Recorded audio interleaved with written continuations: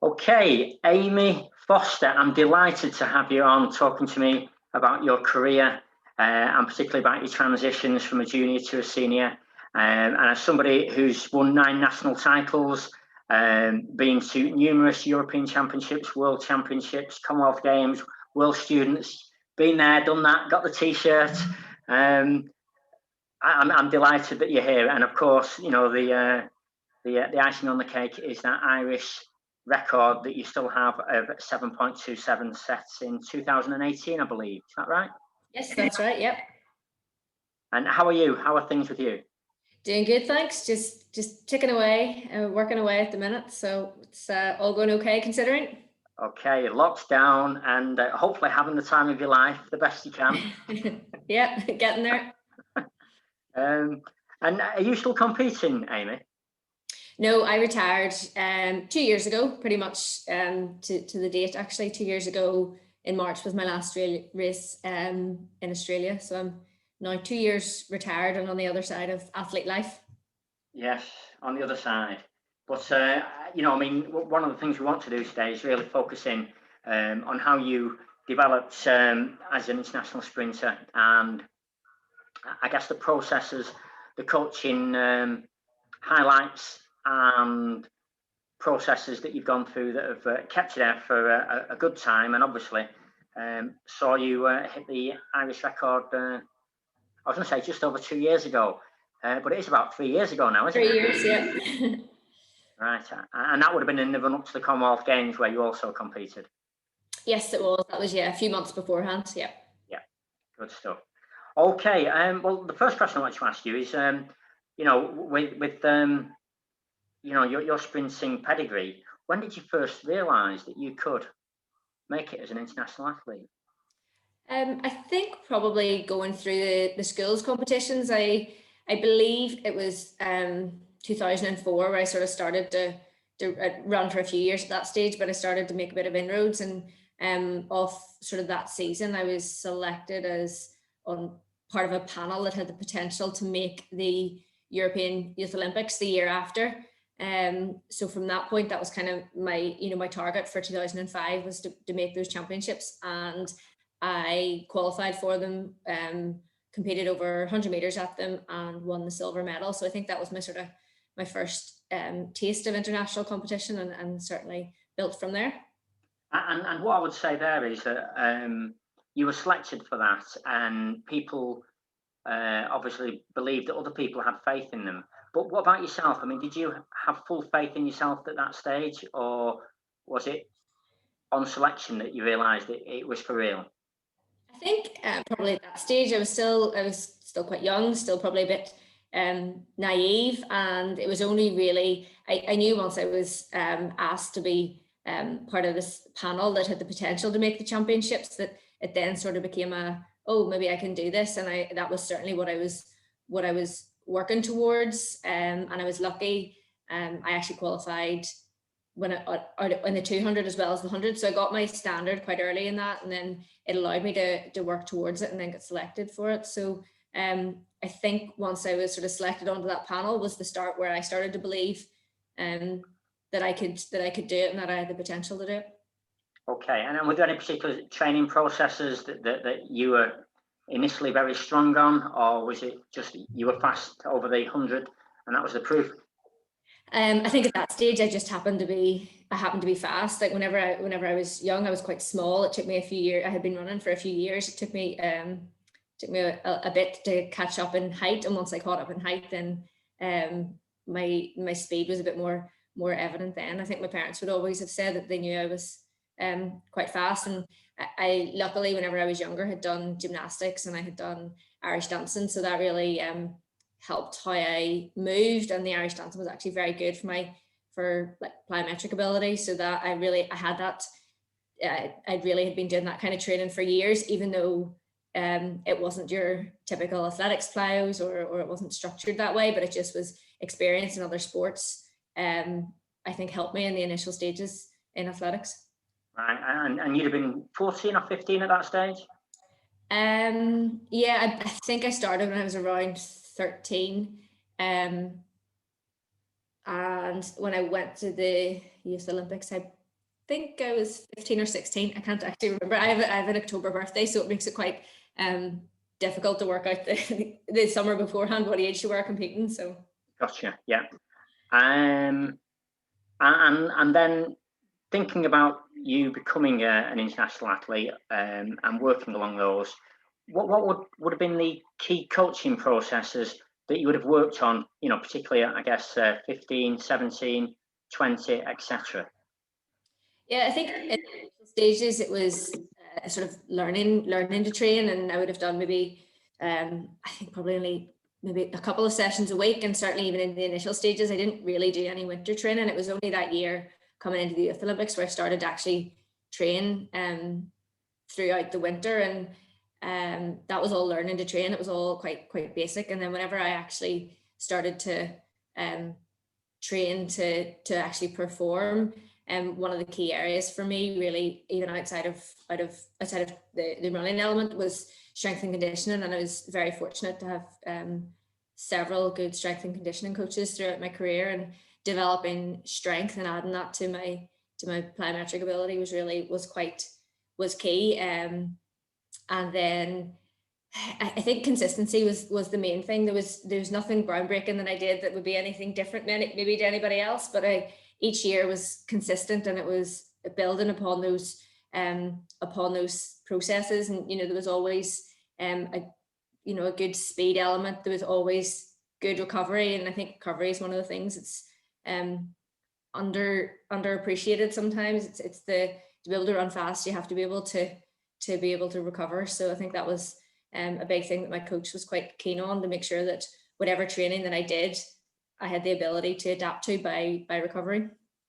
Gotcha. And could you highlight perhaps what three of the examples? I mean, you talk about strength and conditioning, obviously you talk about speed, but would that be maximum speed? Would that be acceleration up to the speed? Yeah. And I'm thinking of, key sessions or key exercises that were new to you that really, you felt you made a difference, maybe, as I say, at, 15, 17, whenever. Yeah, I think really, like, I was quite fortunate. The coach that I had from I was 17, I think, right through till I retired. So as I got older, things obviously changed, but in those early stages, it was good mechanics, acceleration, maximum velocity, and I did run 200, so having a good speed endurance element was there as well. But it was keeping it to sort of those 120s, 150s to really be able to keep in to actually be running fast, and learn to endure it. And as I got older, I ran a bit further, but those sort of some of the key elements. And there was always, yes, I was a sprinter, but there was always an element of aerobic conditioning and sprinters tempo sessions in there, which were very useful for not only developing aerobic capacity, but also recovery as well. And just going back to good mechanics, I mean, I often, if somebody says to me good mechanics, be specific, as in, we're talking about lock clearance, are we talking about keeping your feet lower to the ground in that acceleration phase, or is it a case of when you're at maximum velocity, the arms are going out? What areas did you have to work on with your good mechanics? I think overall I wasn't too bad. So it was little tweaks here and there, and certainly for my starts, as I got stronger over the years, they got better. But I was always working in those technically, but they were always they were always quite good. I had a little bit of a tendency when I was in upright running to flick my shin out a little bit in front, and take a little bit longer to get back onto the ground. So it just pushed you out a little bit. But I think it's probably important as well that there's a textbook running mechanics, and then there's athletes individual running mechanics, and it's just to keep that in a look at what the athlete is first, and then make small changes. And that little flick of the shin out also meant that my arm, to compensate for the time, my arm also flicked out a little bit at the back. So that was a constant one, and I probably never really got there with it, but it didn't stop me running fast anyway. So it was just my own little individuality, I think. No, I think that's important, and I think sometimes if we look back at those, sometimes it might be down to an ankle sprain when they were younger, or a leg break that might cause it. That sometimes coaches aren't always aware of, but when we dig a bit deeper, sometimes we can get the answers for those. But no, that's great. That's exactly the kind of thing, you know, that I guess coaches have to deal with on a day-to-day basis and think, why is this, you know? And you're right about the textbook and the individual style. Brilliant. And was there anything else that you particularly focused on, particularly as you came into the senior? Because the senior transition can be very difficult for a lot of people. Yeah, I think junior to senior now, I did choose to stay at home and go to university at home and stayed with the same coach. So that certainly helped with my transition. I was training, I was at university at Ulster University, and I luckily have had the indoor track there, and my strength and conditioning was there. So actually I had a very fortunate, well, I say fortunate setup. It was choice that I went there, and I made those choices based around my coaching setup and around my wanting to remain at home, to be in that position where I knew that the services around me were good and would help me in that transition. But certainly it can be a challenge. But I think if an athlete is conscious of where they are going to university and does a little bit of research beforehand and make sure that it's not only sits them academically, but if they want to pursue athletics, if they have to research the options there for them and be proactive in that. Yeah, good. And I was just thinking about relays. I mean, obviously, as a junior transitioning to a senior, and as I often say to athletes, and particularly sprinters, cross-country runners, that sometimes their best chance of winning a medal is quite often as part of a team, and particularly relay runners are a great example of that. But what's your experience of developing your relay running and relay competitions? Yeah, it's a good point. Yes, relays, especially in athletics, which it's an individual sport, so the relays add that sort of team element to it, and they are nice to have. And for me, the priority was always my individual event, but on any time that I did run in a relay, I enjoyed the opportunity, and I had the chance to go to the World Relays in the Bahamas in, I think it was 2015. I can't remember. The 21st century. Just say the 21st century. Yeah, no, it was a few years ago anyway. And it certainly was a very different experience because they had lots of different relays there, not just 4x1 and 4x4, but yeah, they're great opportunities, and they always at the end of a championship, so they're a good way to bring the team together at the end. Yeah, and in terms of training for those, because obviously working for a national team and even working, I guess, for a club team on the relay, when do you get to practice? How do you practice? Well, your individual training is what makes you fast, and then it's the refining the changeovers. So any relays that I would have been going to with to compete at championships with Ireland would have been you would have had 2 or 3 maybe practices in the lead up to that, and certainly even at the more senior stages, then there would have been relay practices during maybe a couple of times during the winter just to touch base. And then refining things during the summer, or we would have gone away to races together. You didn't just race at the championship, you would have gone away and had a few races beforehand. So it's just something you just have to slot in there, and if you're doing your individual training and you're fast, then the changeovers is the main focus of those sessions. And I think one of the important points to make is quite often that relay team is made up of more than 4 athletes. Quite often there are 6 athletes involved when they go to championships. Would that be the case with you as well? Yeah, that's true. And certainly it's a good thing. The more people you have, the better. Certainly when there's only 4, it's quite difficult if one person gets injured or one person isn't available for something, then it leaves a gap there. So usually, yeah, there would be 6 people that would go to the championships, and even before that, depending on the amount of the strength of the event currently, there could be up to maybe 8 athletes on a panel, and 6 go to the championships, and then 4 actually compete. But the whole thing, if there's 8 of you and 2 don't get to travel, you're still a team and still have contributed to it. That's a really important point, particularly for sprinters coming through, to bear in mind. But yeah, thanks for reminding us of that, Amy. Thinking about some of the training modalities that might be less pleasant, what areas of training did you find difficult? and how did you overcome those challenges? And I sometimes think of hills, aerobic work, or particular aspects of strength and conditioning. Well, I loved hills. Hills were never a problem for me. I enjoyed them, even the longer ones, they were fine.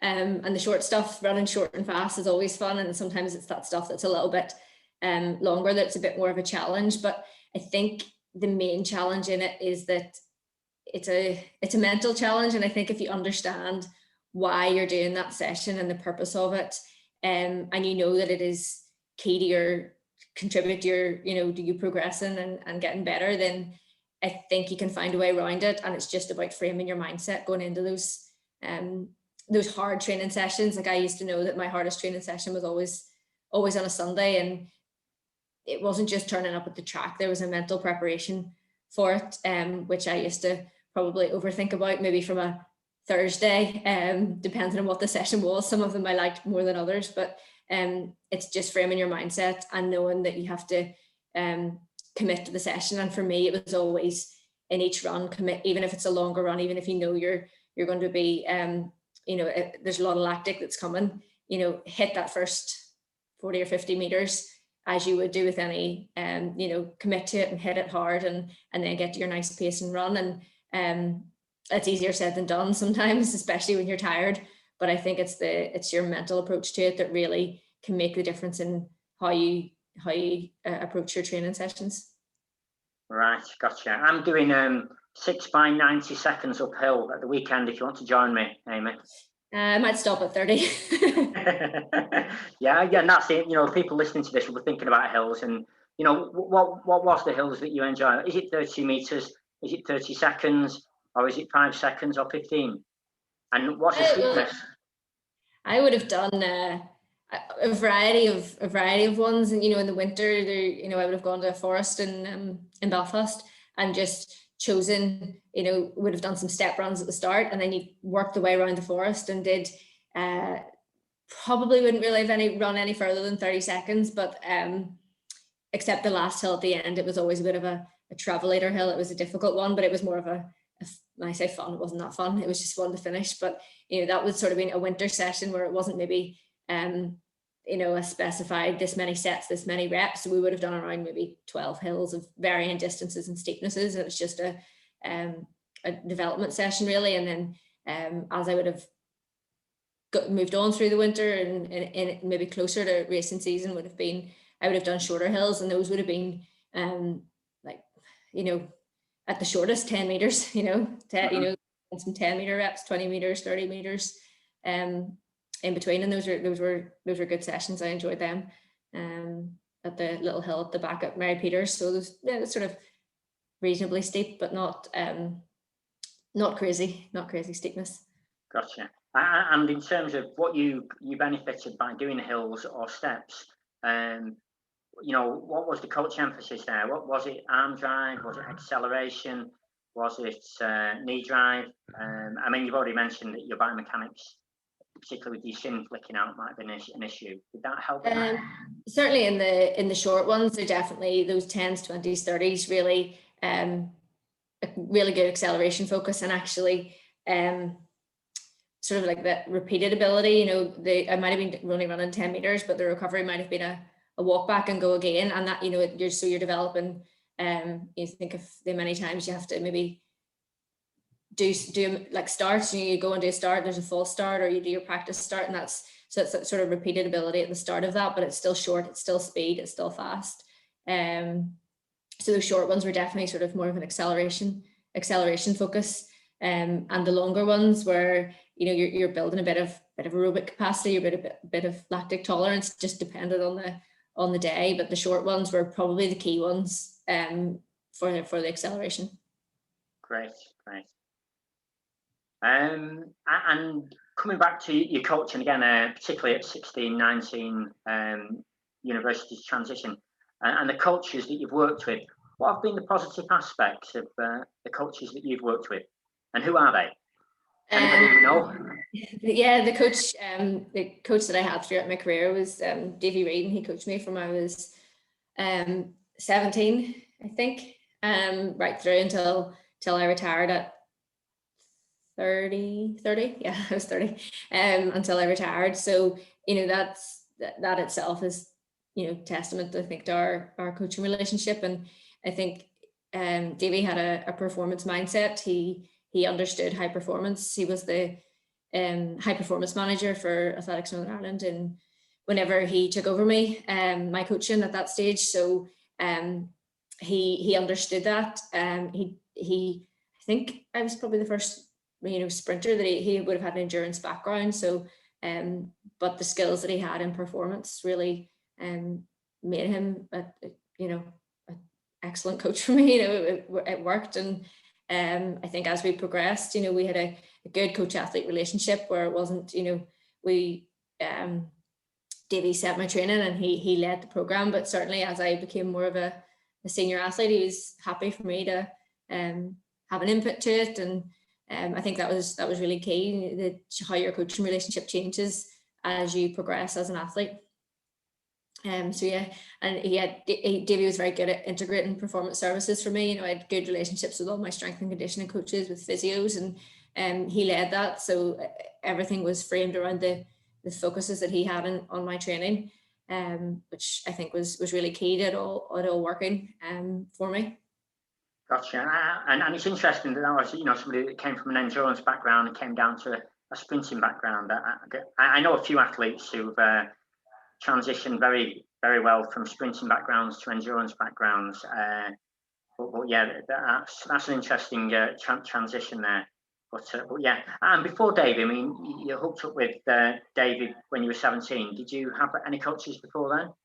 Yeah, I started I had a club coach in the beginning, which is how most start off. And then the club I was in at the time brought in a sprints coach, and I worked with her for a couple of years, and and then moved on to Davey. So he was certainly the one that was the key in my development overall. But yeah, I had club coaches and sprint coaches before in the initial stages of my starting athletics, I suppose. Yeah, and one of the things that I often find is the communication and the transition from one coach to the other.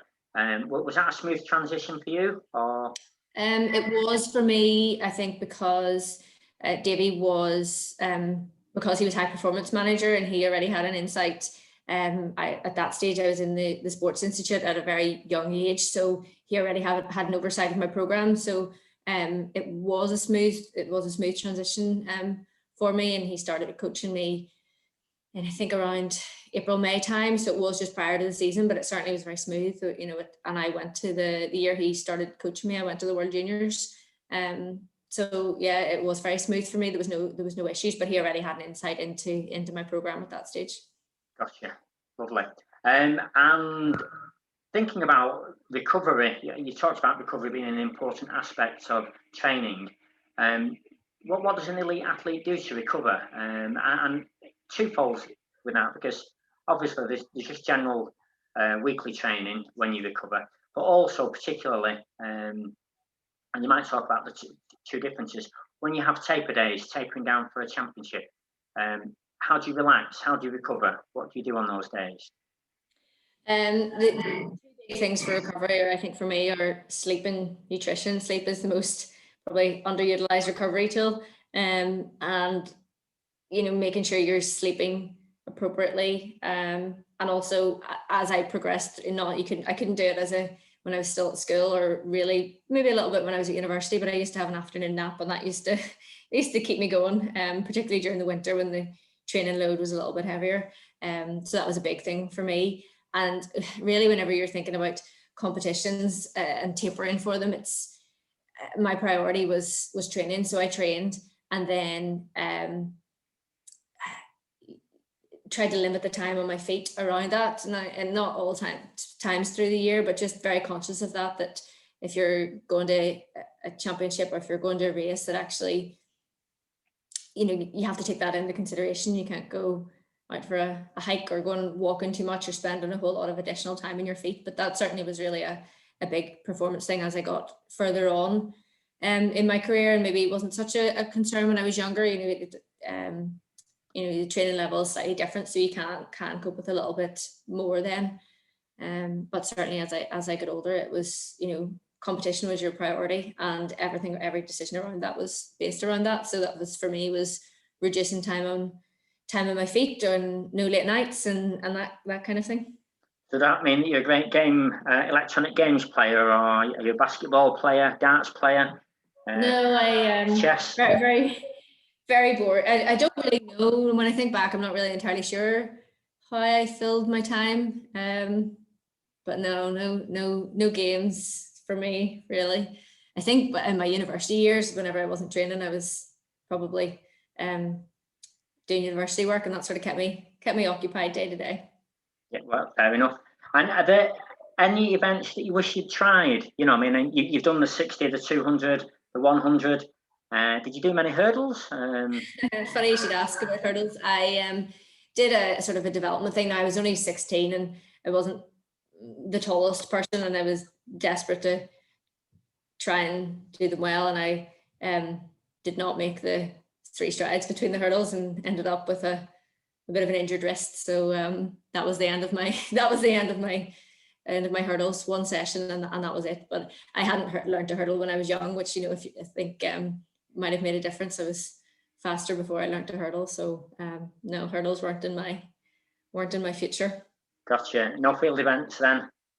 Or cross-country running, because cross-country running is the easiest, isn't it? You just run slow. Well, I think I got entered for a cross-country in one of my first years in school, and I think I maybe walked part of the end of it. I think it wasn't really for me at that stage. And I think I did one of the multi-events, the school's multi-events, the first year I competed, and again I was fine up until I got to the 800, and I think I walked a bit of that as well. So probably those events are probably never really in my weren't really meant for me, I don't think. But I found my way. I did a little bit of long jump, as probably a lot of sprinters do whenever they're younger. But certainly by the time I was sort of 15, I was definitely a short sprinter. Focused on the sprints. That's brilliant. Thanks ever so much for sharing your thoughts and your reflections with us today, Amy. That's absolutely brilliant. I'm sure the coaches out there and the athletes will take a lot from your reflections and hopefully help them go smoothly up the pathway. Thanks for having me. Hopefully it's useful. Yeah. Brilliant. No, without a doubt, it's been brilliant. Thanks again. Thank you.